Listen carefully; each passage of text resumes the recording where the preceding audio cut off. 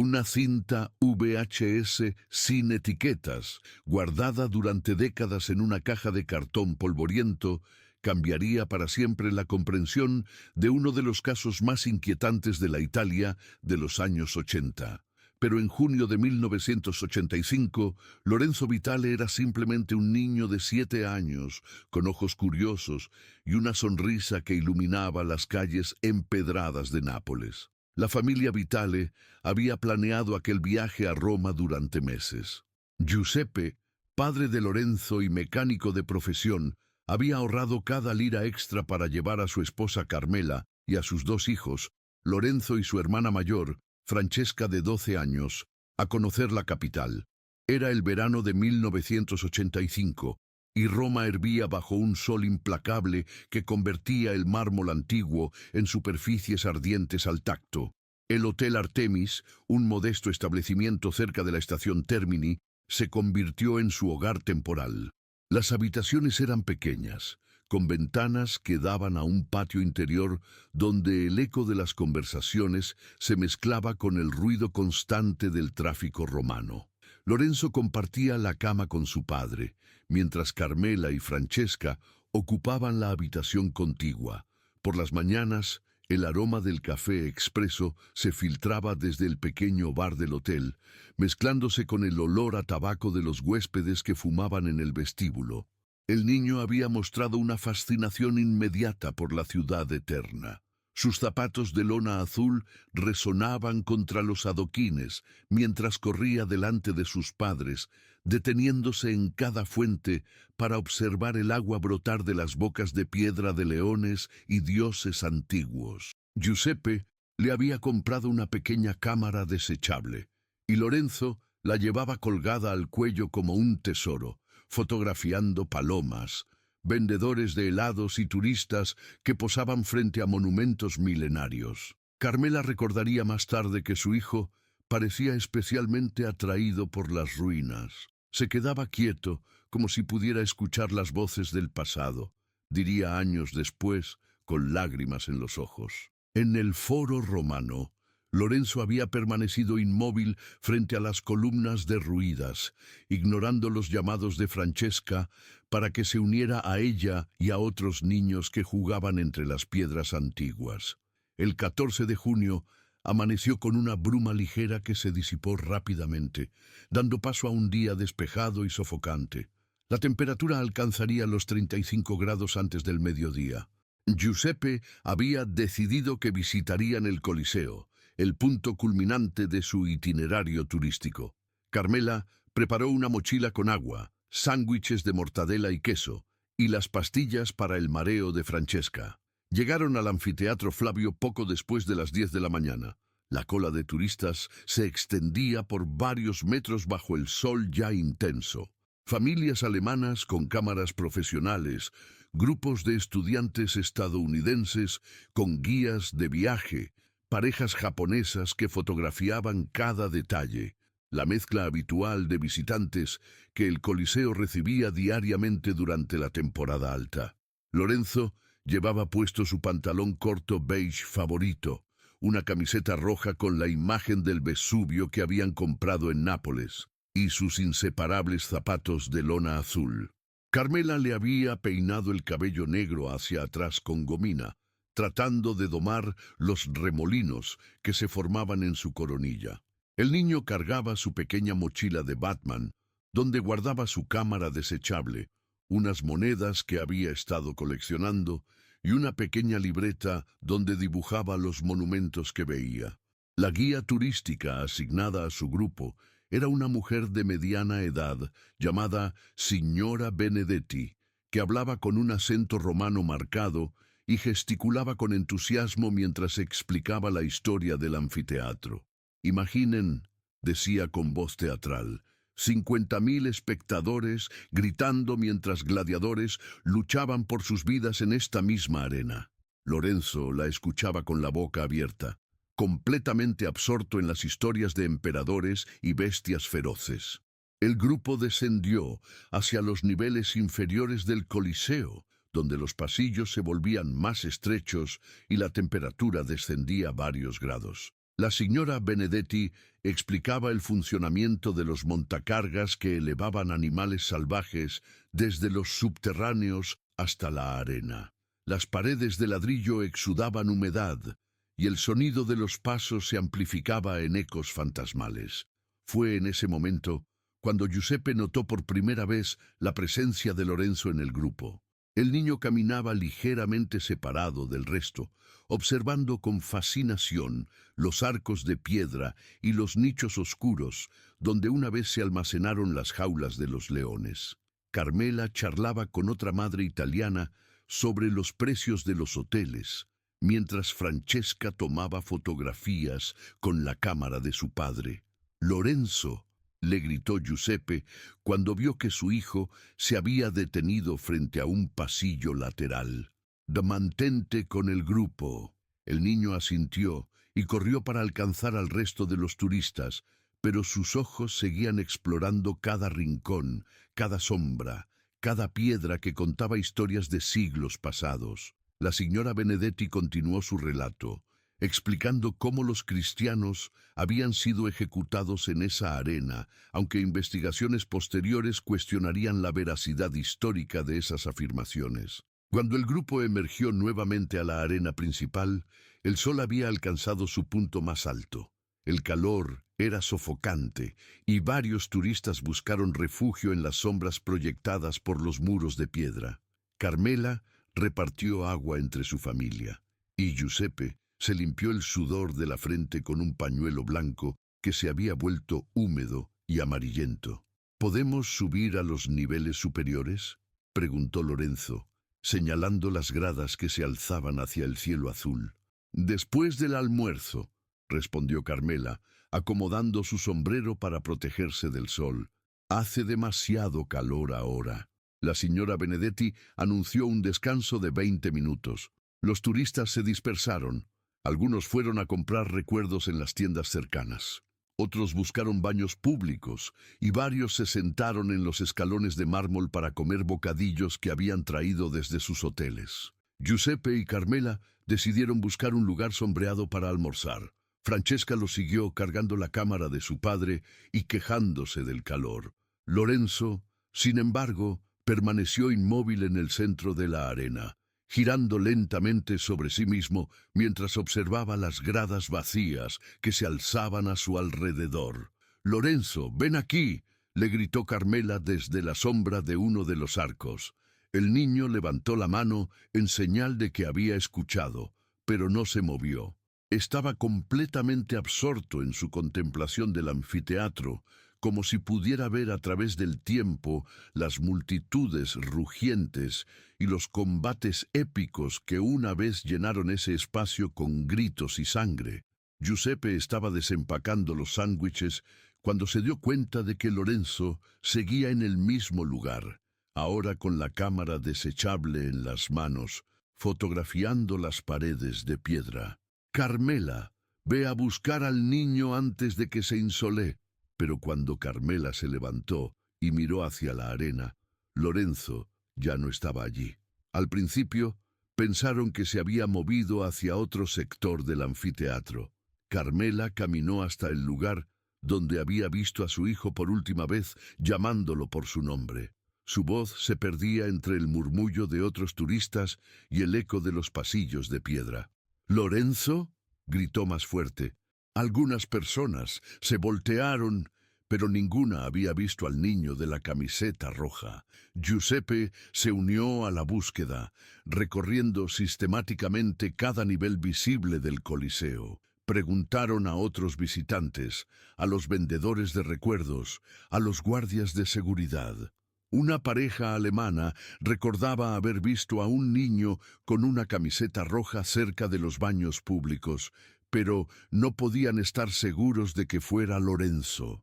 Francesca comenzó a llorar cuando se dio cuenta de que la búsqueda se había vuelto seria.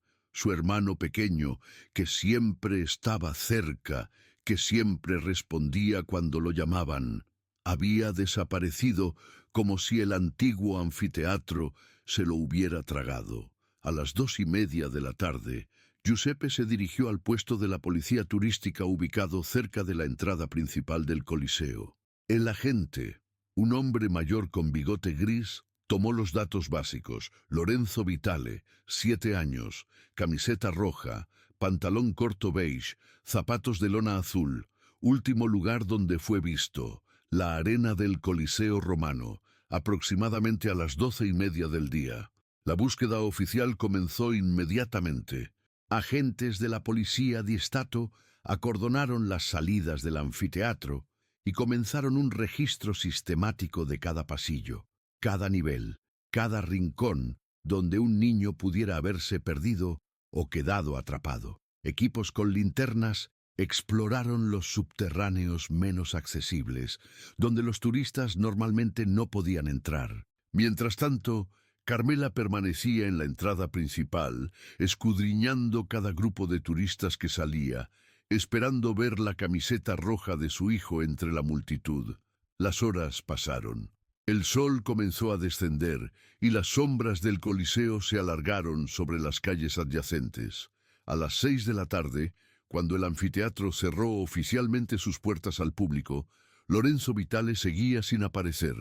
La familia pasó la noche en la comisaría más cercana, donde Giuseppe proporcionó una descripción detallada de su hijo a un detective que tomaba notas en un cuaderno amarillo. Carmela no podía dejar de temblar, a pesar del calor que aún emanaba de las calles romanas. Francesca se había quedado dormida en una silla de plástico, con las mejillas manchadas por las lágrimas secas.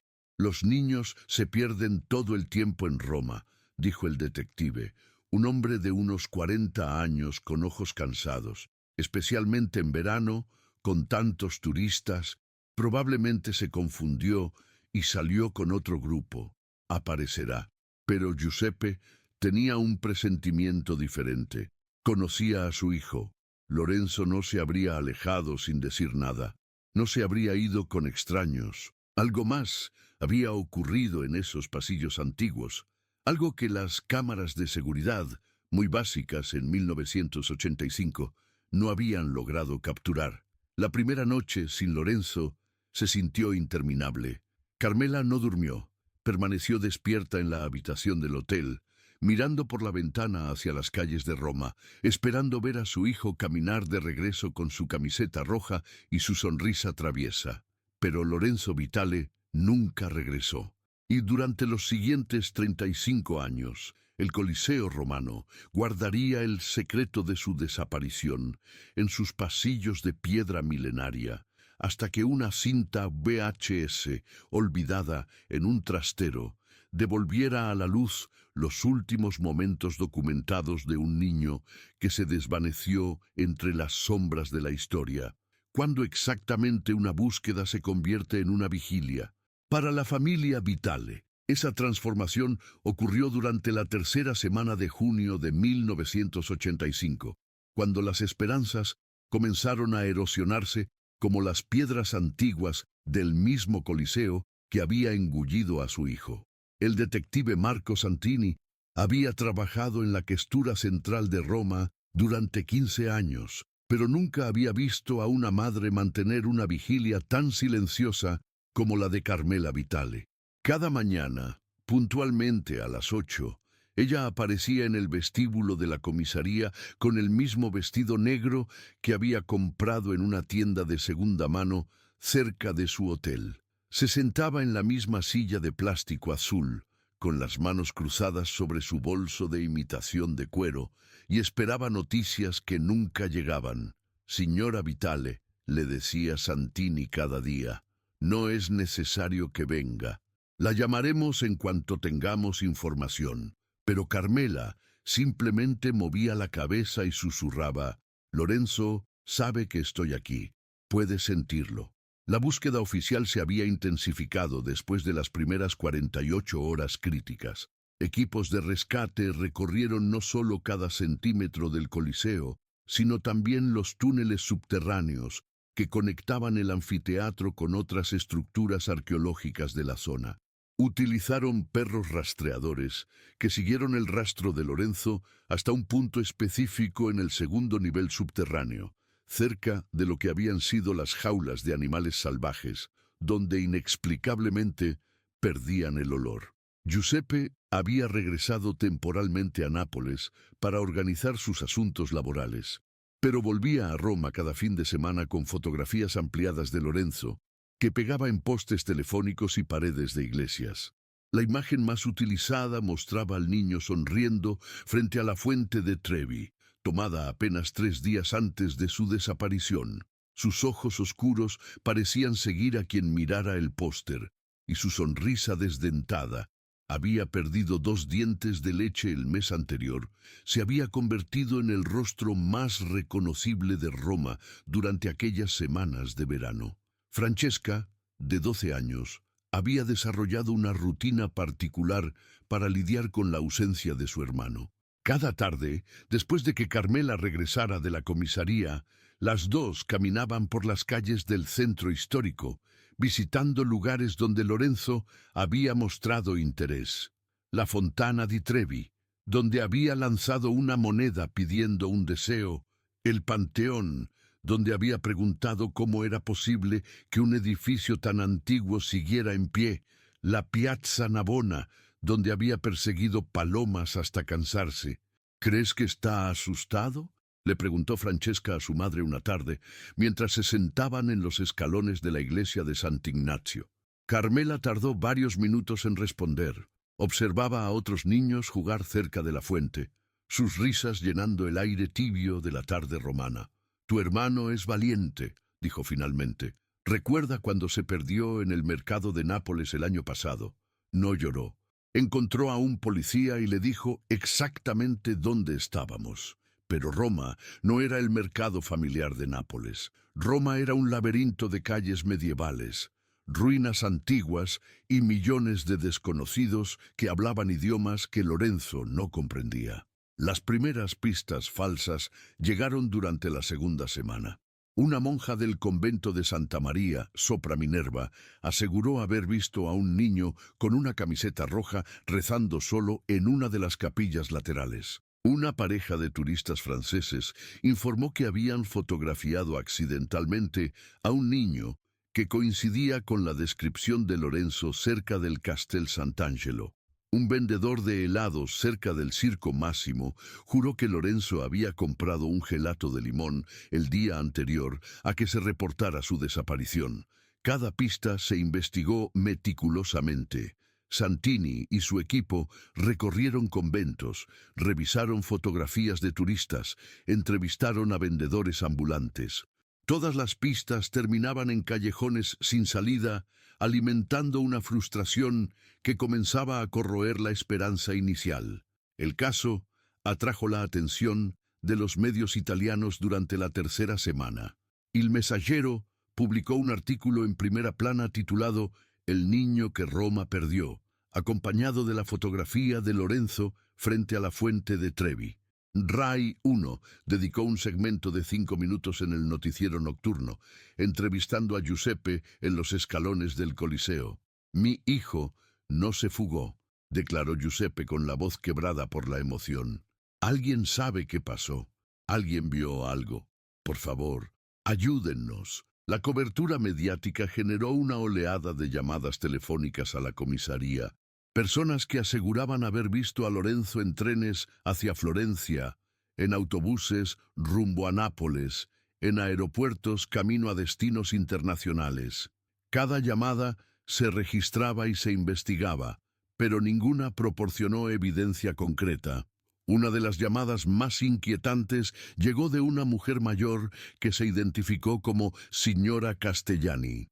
Vivía en un apartamento con vista al Coliseo y aseguró que la tarde del 14 de junio había visto desde su ventana a un hombre alto con sombrero oscuro caminando cerca del anfiteatro con un niño pequeño.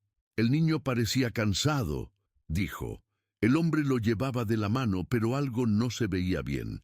Santini visitó personalmente a la señora Castellani. Era una viuda de 78 años que vivía sola en un apartamento del 4º piso, con ventanas que efectivamente ofrecían una vista parcial del área externa del Coliseo. Pero cuando le mostraron fotografías de Lorenzo, la mujer dudó.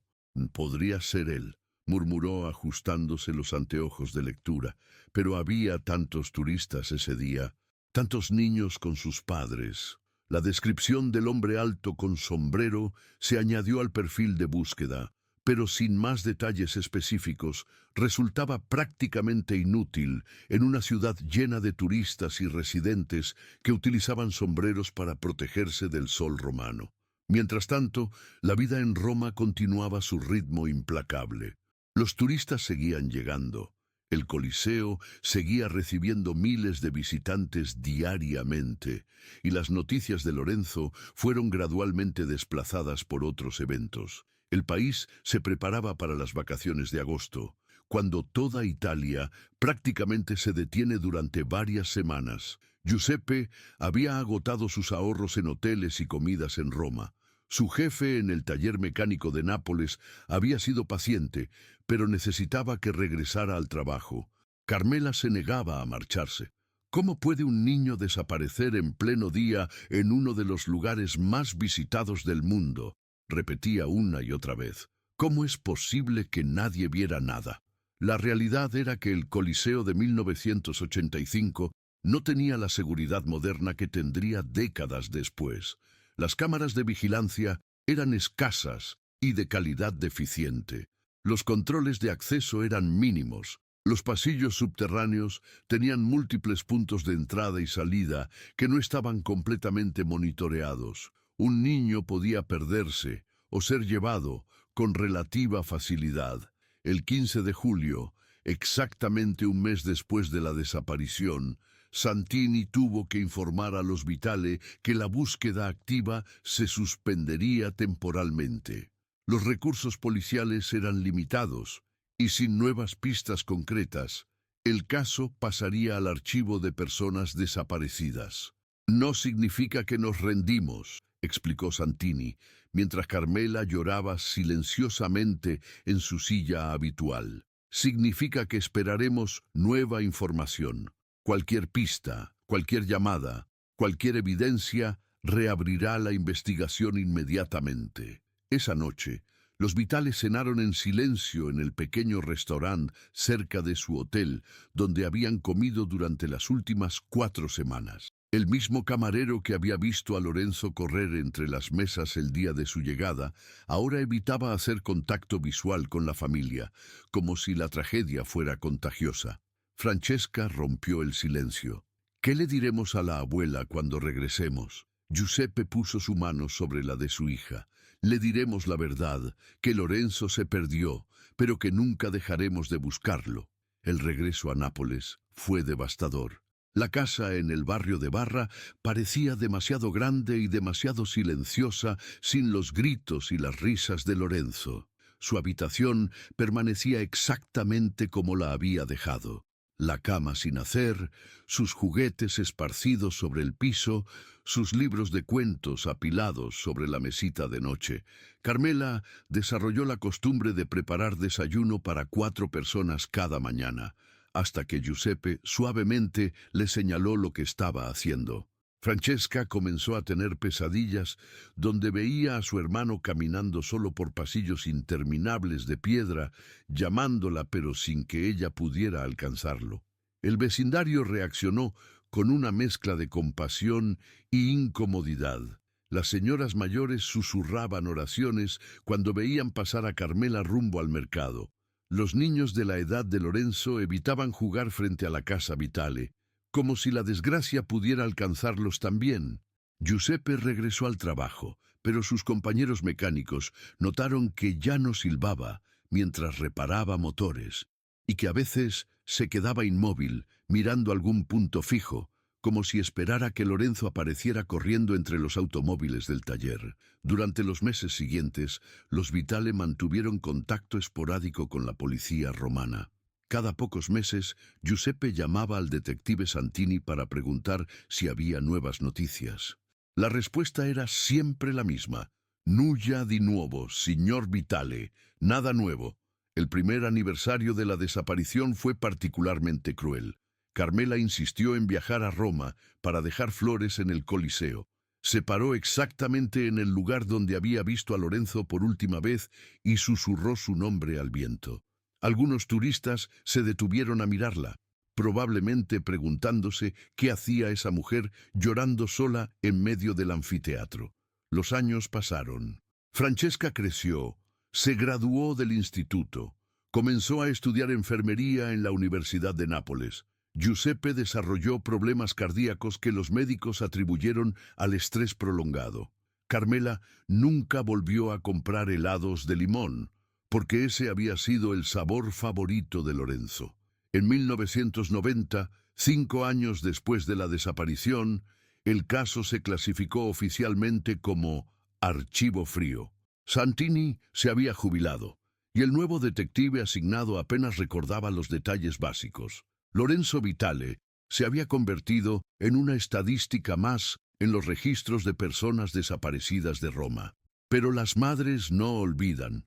Cada 14 de junio, sin excepción, Carmela encendía una vela en la iglesia de San Giuseppe en Barra y rezaba por el alma de su hijo. No importaba si estaba enferma, si llovía, o si Giuseppe le suplicaba que dejara de torturarse con esos rituales anuales. Mientras yo recuerde, le decía a su esposo, Lorenzo sigue vivo en algún lugar, y durante 35 años esa fe maternal fue la única luz que mantuvo viva la memoria de un niño de 7 años que se había desvanecido entre las piedras milenarias del Coliseo romano, llevándose consigo todas las respuestas que sus padres necesitaban para encontrar paz. La ciudad eterna había guardado su secreto perfectamente, hasta que una cinta VHS olvidada en un trastero comenzaría a desentrañar el misterio que había permanecido sepultado durante más de 3 décadas. El trastero número 47 del edificio de apartamentos en Via dei Cappuccini había permanecido sellado durante 8 años. Cuando Frau Ingrid Müller murió en 2012, sus herederos alemanes decidieron que era demasiado costoso viajar a Roma para vaciar un espacio de almacenamiento lleno de trastos viejos de turista, según describió su sobrino por teléfono.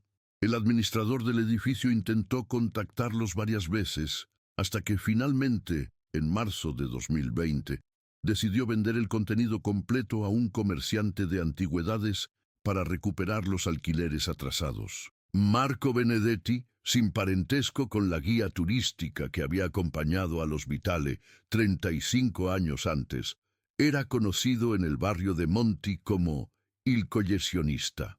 Su pequeña tienda, repleta de objetos que iban desde candelabros barrocos hasta máquinas de escribir de los años 50, atraía tanto a turistas en busca de recuerdos únicos como a romanos nostálgicos que buscaban piezas de su pasado. La mañana del 15 de marzo, Marco llegó al trastero con su camioneta Fiat blanca y 2 ayudantes. El espacio era más grande de lo esperado, aproximadamente 20 metros cuadrados, llenos de cajas de cartón, maletas vintage y muebles cubiertos por sábanas polvorientas.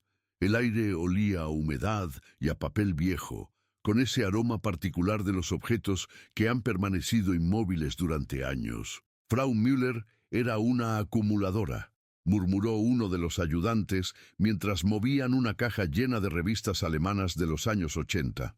La mayoría del contenido parecía típico de una turista de larga estadía: guías de Roma en alemán, postales sin enviar, souvenirs de mármol barato con inscripciones como Ricordo di Roma. Pero había también elementos más personales: álbumes fotográficos meticulosamente organizados, diarios escritos en caligrafía gótica y una considerable colección de cintas VHS etiquetadas con fechas y lugares. Marco tenía especial debilidad por las cintas de video. En su tienda, los VHS de películas italianas de los años 80 se vendían sorprendentemente bien a coleccionistas nostálgicos. Separó cuidadosamente las cintas de Frau Müller. La mayoría estaban etiquetadas en alemán con descripciones como Rom Juli, 1985, Vatican August, 1987, Tivoli September, 1989. Una cinta en particular llamó su atención, no por lo que tenía escrito, sino por la ausencia total de etiquetas. Era un VHS TDK de 120 minutos, con la carcasa ligeramente decolorada por el tiempo, pero en perfectas condiciones. Marco la puso a un lado, junto con otras cintas que planeaba revisar esa misma tarde en su tienda. De regreso en Vía del Bosqueto, Marco conectó su viejo reproductor VHS a un pequeño televisor que mantenía en la trastienda para evaluar el contenido de cintas adquiridas. La primera parte del VHS, sin etiquetas, mostraba exactamente lo que esperaba. Escenas típicas de turistas alemanes en Roma durante los años 80. Las imágenes tenían esa calidad característica del video analógico de la época, colores ligeramente saturados, contornos suaves y ese grano particular que hacía que todo pareciera envuelto en una nostalgia instantánea.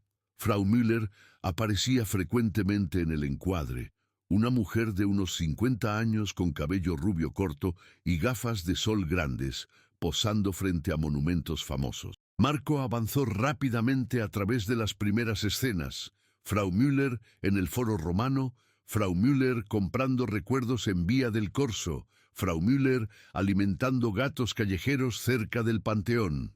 Las tomas estaban obviamente filmadas por un compañero de viaje, probablemente su esposo, quien ocasionalmente aparecía reflejado en escaparates de tiendas. Fue a los 37 minutos de grabación cuando Marco vio algo que lo hizo detener la cinta y rebobinar. En una secuencia filmada claramente dentro del Coliseo, la cámara seguía a Frau Müller mientras ella descendía por una escalera de piedra hacia los niveles subterráneos. La calidad de la imagen se deterioraba ligeramente debido a la menor iluminación, pero era posible distinguir otros turistas moviéndose en el fondo.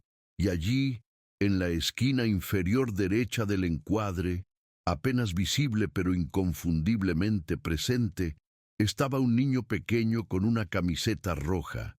Marco pausó la imagen. El niño aparecía borroso debido al movimiento, pero algo en su postura le resultó inquietante. No estaba con el grupo de turistas que seguía a un guía, ni parecía acompañado por adultos cercanos. Caminaba solo, con pasos que parecían dirigidos hacia algún lugar específico. La cámara de los alemanes continuó siguiendo a Frau Müller, pero ocasionalmente capturaba al niño de la camiseta roja en el fondo de las tomas. Marco observó con creciente fascinación cómo el niño parecía seguir a alguien fuera del encuadre. Sus movimientos tenían una cualidad extraña. No eran los de un niño perdido o asustado, sino los de alguien que conocía exactamente hacia dónde se dirigía. A los 42 minutos, la secuencia en el Coliseo tomó un giro más específico. La cámara alemana había captado una perspectiva poco común de los pasillos subterráneos, probablemente porque Herr Müller estaba experimentando con ángulos artísticos para su película casera. En esta toma, el niño de la camiseta roja aparecía con mayor claridad. Marco se acercó al televisor.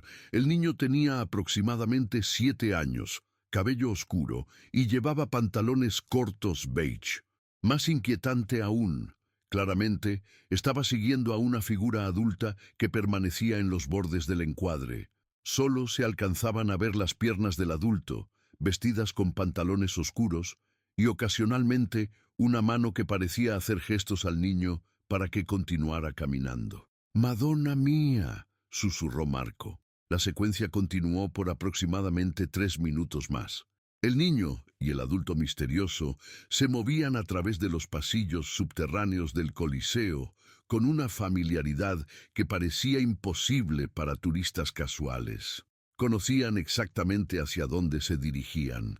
En un momento particularmente claro, la cámara alemana captó al niño deteniéndose y volteando ligeramente hacia la izquierda, como si alguien hubiera pronunciado su nombre.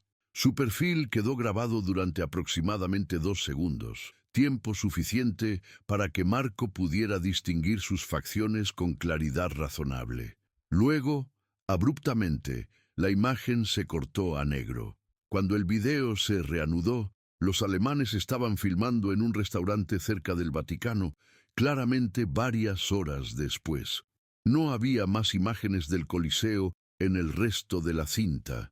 Marco rebobinó toda la secuencia del niño 3 veces consecutivas, tomando notas en un cuaderno que mantenía para catalogar piezas inusuales. Algo sobre esas imágenes le producía una sensación de inquietud que no podía explicar racionalmente. Al día siguiente, llevó la cinta a su amigo Roberto, que tenía un pequeño estudio de edición de video en Trastevere y se especializaba en digitalizar material analógico para familias que querían preservar sus recuerdos. «Necesito que digitalices esta secuencia específica», le dijo Marco, señalando los minutos exactos en sus notas. «Y si puedes mejorar la calidad de imagen, mejor». Roberto era un técnico meticuloso que había trabajado durante años con material audiovisual degradado. Utilizó software especializado para reducir el ruido de la grabación, mejorar el contraste y estabilizar las tomas más temblorosas. El resultado fue revelador. Con la imagen mejorada, el niño de la camiseta roja se veía con mucha mayor claridad. Sus facciones eran distintivas, ojos grandes y oscuros, una sonrisa ligeramente desdentada y una expresión de curiosidad mezclada con cierta aprensión. Más importante aún, la mejora digital había revelado detalles del adulto que lo acompañaba. Aunque su rostro nunca aparecía completamente en el encuadre, era posible ver que llevaba un sombrero oscuro de ala ancha y un abrigo ligero, a pesar del calor del verano romano. Sus movimientos sugerían a alguien mayor, probablemente de más de 50 años. «¿Quién es este niño?», preguntó Roberto mientras revisaba las imágenes mejoradas. «Algo no se ve bien en esta situación». Marco había llegado a la misma conclusión. Durante sus 40 años en el negocio de antigüedades romanas, había desarrollado un instinto para reconocer cuando algo no encajaba en su lugar correcto.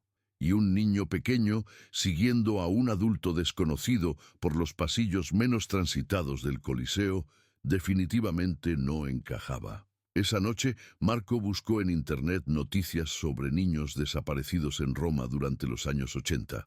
No esperaba encontrar nada específico, pero sentía la responsabilidad de investigar más a fondo antes de decidir qué hacer con el video.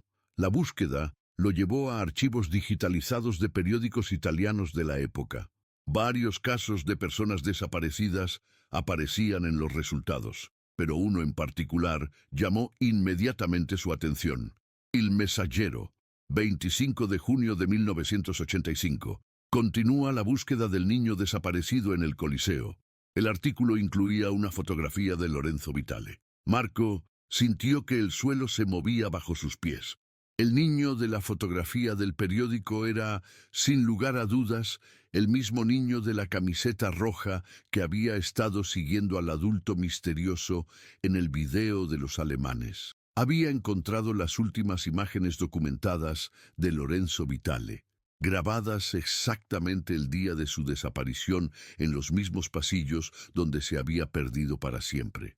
Con manos temblorosas, Marco continuó leyendo los artículos archivados. La búsqueda infructuosa, el dolor de la familia, los años de silencio que habían seguido. Y ahora, 35 años después, tenía en sus manos la evidencia visual que podría responder al menos algunas de las preguntas que habían atormentado a los Vitale durante más de 3 décadas. La pregunta era, ¿estaba preparado para las consecuencias de revelar lo que había encontrado? El video mostraba claramente que Lorenzo no se había perdido accidentalmente. Había sido llevado por alguien que conocía perfectamente los rincones ocultos del Coliseo romano. Alguien que había planeado cuidadosamente cada paso de lo que había ocurrido esa tarde de junio de 1985. Marco miró nuevamente la imagen pausada en su pantalla. Lorenzo Vitale caminando hacia su destino desconocido, siguiendo a un hombre que permanecería en las sombras por 35 años más, hasta ahora. La decisión de Marco Benedetti de contactar a las autoridades no fue inmediata. Durante 3 noches consecutivas se quedó despierto en su tienda, viendo y reviendo las imágenes digitalizadas, tratando de convencerse de que tal vez estaba equivocado, de que tal vez el niño del video no era Lorenzo Vitale. Pero cada vez que pausaba la imagen en el momento donde el perfil del niño era más claro, la certeza se volvía más dolorosa. El 22 de marzo de 2020, finalmente marcó el número de la Questura Central de Roma. El inspector Giulia Rossi había trabajado en casos de personas desaparecidas durante 8 años, pero nunca había recibido una llamada tan extraña. Un comerciante de antigüedades aseguraba tener evidencia visual de un niño que había desaparecido en 1985. Su primera reacción fue de escepticismo profesional, pero algo en la voz de Marco, una mezcla de nerviosismo genuino y convicción absoluta, la convenció de acordar una reunión. Al día siguiente, Marco llegó a la comisaría con una copia digital del video en una memoria USB y copias impresas de los fotogramas más claros. Rossi revisó el material en silencio, comparándolo con las fotografías del archivo del caso Vitale que había solicitado esa misma mañana. «Y necesito confirmar esto con expertos en videoforense», le dijo después de 40 minutos de análisis. «Si esto es auténtico, es la primera evidencia nueva en este caso en 35 años». La autenticación forense tomó 2 semanas. Especialistas del Laboratorio Técnico de la Policía Científica sometieron el video a múltiples análisis: datación del material magnético, consistencia de la granulación de imagen con cámaras de la época, análisis de sombras y perspectivas para confirmar que había sido filmado efectivamente en el Coliseo. Todos los resultados confirmaron la autenticidad de las imágenes. Más revelador aún fue el análisis detallado del adulto que acompañaba a Lorenzo. Aunque su rostro nunca aparecía completamente, los técnicos lograron establecer su estatura aproximada, entre 1,75 y 1,80 metros, y algunos detalles de su vestimenta. El sombrero de ala ancha era de un estilo particular, popular entre hombres de clase media italiana durante los años 80. El abrigo ligero, a pesar del calor, sugería a alguien que quería ocultar su apariencia o características físicas distintivas. El 8 de abril de 2020, en plena pandemia de COVID-19, la inspectora Rossi tomó la decisión de contactar a la familia Vitale. Giuseppe había muerto de un infarto en 2018, llevándose con él 33 años de preguntas sin responder. Pero Carmela, ahora de 74 años, y Francesca, de 47, vivían todavía en la casa familiar de Nápoles. El número telefónico que aparecía en el archivo del caso seguía siendo el mismo. Francesca respondió la llamada. Cuando Rossi se identificó y mencionó el nombre de Lorenzo, hubo un silencio tan prolongado que la inspectora pensó que la conexión se había cortado. «¿Han encontrado a mi hermano?», preguntó finalmente Francesca, con una voz que contenía 3 décadas de esperanza reprimida. «Hemos encontrado algo», respondió Rossi cuidadosamente. «Me gustaría viajar a Nápoles para mostrarles lo que hemos descubierto. Es importante que lo vean en persona». 2 días después, Rossi llegó a la casa de los Vitale con una laptop y el video digitalizado. Carmela había envejecido considerablemente desde las fotografías del archivo policial de 1985. Su cabello era completamente blanco y caminaba con la ayuda de un bastón, pero sus ojos mantenían la misma intensidad alerta que había mostrado durante las semanas de búsqueda de Lorenzo. Cuando comenzó a reproducirse el video, Carmela se cubrió la boca con ambas manos. Las primeras imágenes de los turistas alemanes no significaban nada para ella, pero en el momento en que apareció Lorenzo en la esquina del encuadre, comenzó a temblar de manera incontrolable. «Es él», susurró. «Dios mío, es él». Francesca se sentó junto a su madre, tomando su mano libre mientras observaban las imágenes de su hermano caminando por los pasillos subterráneos del Coliseo. El Lorenzo del video tenía exactamente la misma edad que cuando había desaparecido, congelado para siempre en sus 7 años, usando la misma ropa que recordaban de esa mañana fatal. ¿Quién es ese hombre?, preguntó Francesca cuando las imágenes mostraron más claramente al adulto que acompañaba a Lorenzo. Eso es lo que necesitamos determinar, respondió Rossi, pero ahora sabemos que Lorenzo no se perdió. Alguien se lo llevó, alguien que conocía muy bien el Coliseo. La inspectora les explicó los siguientes pasos de la investigación. El caso se reabrió oficialmente y se utilizarían tecnologías forenses modernas para analizar cada detalle del video.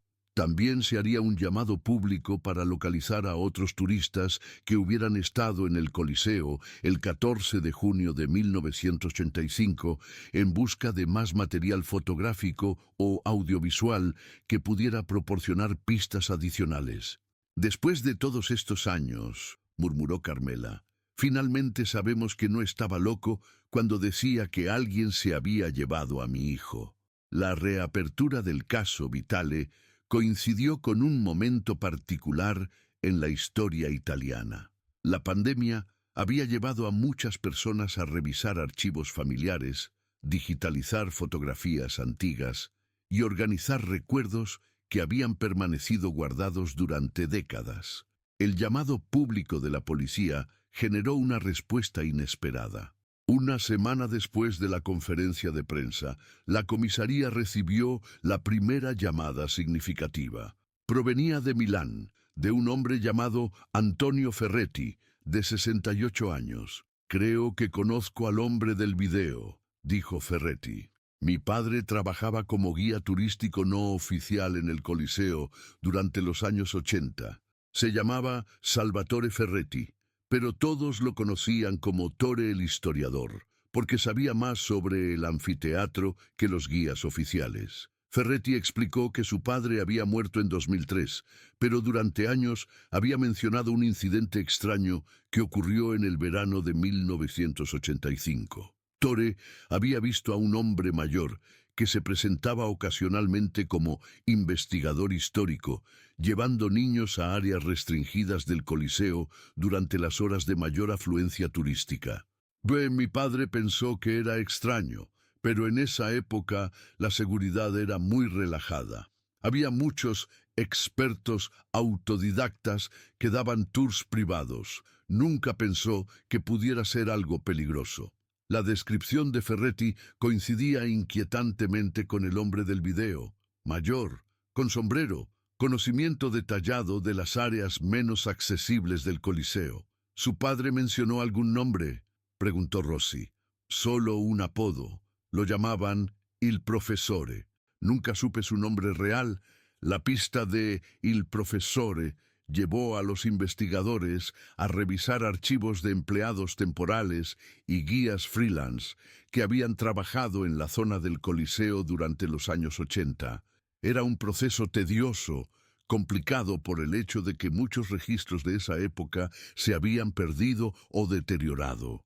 Pero en los archivos de la Soprintendenza Speciale per i Beni Archeologici di Roma encontraron una referencia a un Mario Santangelo, de 54 años en 1985, que había sido empleado intermitentemente como consultor histórico para grupos turísticos especializados. Santangelo tenía un perfil inquietante. Licenciado en Historia por la Universidad La Sapienza, había trabajado durante varios años como maestro de escuela primaria antes de ser despedido en 1978 por comportamiento inapropiado con estudiantes. Los detalles específicos del incidente se habían perdido, pero fue suficiente para que perdiera su licencia docente. Después del despido, Santangelo había comenzado a trabajar como guía turístico independiente, especializándose en los aspectos más oscuros de la historia romana. Varios testimonios de la época lo describían como un hombre erudito, pero extraño, obsesionado con los rituales de sacrificio que habían tenido lugar en el Coliseo. La búsqueda de Santangelo reveló que había muerto en 2019, apenas un año antes del descubrimiento del video. Había vivido solo en un pequeño apartamento en el barrio de San Lorenzo, sin familia conocida. El 15 de mayo de 2020, la policía obtuvo una orden para registrar el apartamento de Sant'Angelo. Lo que encontraron allí confirmaría las peores sospechas sobre el destino de Lorenzo Vitale. Entre las posesiones del fallecido, escondidas en una caja de metal debajo de su cama, estaban varios objetos que habían pertenecido a niños, juguetes pequeños, piezas de ropa y fotografías Polaroid que mostraban a menores en situaciones que claramente no eran normales. Una de esas fotografías mostraba a Lorenzo Vitale. En la imagen, Lorenzo estaba sentado en lo que parecía ser un sótano o habitación subterránea, con paredes de ladrillo antiguo que sugerían estar en las catacumbas o en alguna estructura arqueológica romana. El niño no parecía herido físicamente, pero su expresión mostraba confusión y miedo. En el reverso de la fotografía, escrito con la caligrafía cuidadosa de Sant'Angelo, estaba la fecha: 15 de junio 1985. Un día después de la desaparición, el descubrimiento llevó a una investigación más profunda de la vida de Sant'Angelo. Los registros médicos revelaron que había sido tratado por tendencias obsesivo-compulsivas relacionadas con menores durante los años 90, pero nunca había sido procesado criminalmente por falta de evidencia concreta. Su obsesión con la historia romana había evolucionado hacia una fascinación morbosa con los sacrificios humanos del mundo antiguo. En sus diarios, encontrados también en el apartamento, había escrito extensamente sobre recrear rituales antiguos para honrar a los dioses olvidados. La entrada del 14 de junio de 1985 era particularmente escalofriante. Hoy los dioses me enviaron el sacrificio perfecto, un niño puro, curioso sobre los misterios del pasado. Lo llevé a los lugares sagrados donde los antiguos hacían sus ofrendas. Mañana completaré el ritual como debe ser. No había más entradas después de esa fecha. La investigación forense del apartamento reveló evidencia adicional: fibras de tela que coincidían con la ropa que Lorenzo llevaba el día de su desaparición, y restos de cal viva en el sótano del edificio donde Sant'Angelo había vivido. La conclusión era inevitable y devastadora. Mario Sant'Angelo había abducido a Lorenzo Vitale. Lo había llevado a algún lugar subterráneo conectado con las estructuras arqueológicas romanas, y había asesinado al niño como parte de algún ritual distorsionado inspirado en prácticas de la antigua Roma. El cuerpo nunca fue encontrado. Los expertos sugirieron que probablemente había sido disuelto completamente por la cal viva, una práctica que Sant'Angelo había estudiado en textos históricos sobre métodos de eliminación de cadáveres en la antigüedad. El 22 de junio de 2020, exactamente 35 años y 8 días después de la desaparición de Lorenzo, la inspectora Rossi viajó nuevamente a Nápoles para informar a la familia Vitale sobre los resultados de la investigación. Carmela recibió las noticias en silencio, sentada en la misma silla donde había esperado durante décadas que su hijo regresara a casa. Cuando Rossi terminó de explicar lo que habían descubierto, la anciana simplemente asintió. «Sabía que estaba muerto», murmuró. «Una madre sabe estas cosas, pero necesitaba saber qué había pasado. Necesitaba saber que no había sufrido demasiado». Francesca lloró por primera vez en años. Eran lágrimas de alivio mezcladas con un dolor que había estado guardando durante más de 3 décadas. «Al menos ya no tenemos que preguntarnos», dijo. «Al menos ya sabemos». La historia de Lorenzo Vitale se cerró oficialmente el 1 de julio de 2020, cuando el caso se clasificó como resuelto post-mortem. Los medios italianos cubrieron ampliamente la resolución del misterio, y el video encontrado por Marco Benedetti se convirtió en una de las piezas de evidencia forense más impactantes de la historia criminal italiana reciente. Carmela Vitale murió pacíficamente en su sueño el 14 de junio de 2021. exactamente 36 años después de la desaparición de Lorenzo. Francesca encontró junto a su cama una fotografía de Lorenzo sonriendo frente a la fuente de Trevi, la misma imagen que había sido utilizada en los carteles de búsqueda durante el verano de 1985. En el reverso de la fotografía, Carmela había escrito con su letra temblorosa: «Finalmente sé dónde estás, amor mío. Ahora puedo ir a buscarte». El Coliseo romano continúa recibiendo millones de visitantes cada año. Los turistas toman fotografías en los mismos pasillos donde Lorenzo Vitale caminó por última vez, sin saber que están pisando el escenario de una de las tragedias más silenciosas de la ciudad eterna. Pero ahora, al menos, la historia está completa. Un VHS olvidado durante 35 años había devuelto la verdad a la luz, proporcionando a una familia las respuestas que habían necesitado durante toda una vida para encontrar, finalmente, algo parecido a la paz. La cinta de video permanece en los archivos de la policía romana, testimonio silencioso de que incluso los secretos más profundos de Roma eventualmente emergen de las sombras del tiempo, llevando consigo tanto verdades terribles como, al final, una forma extraña de justicia.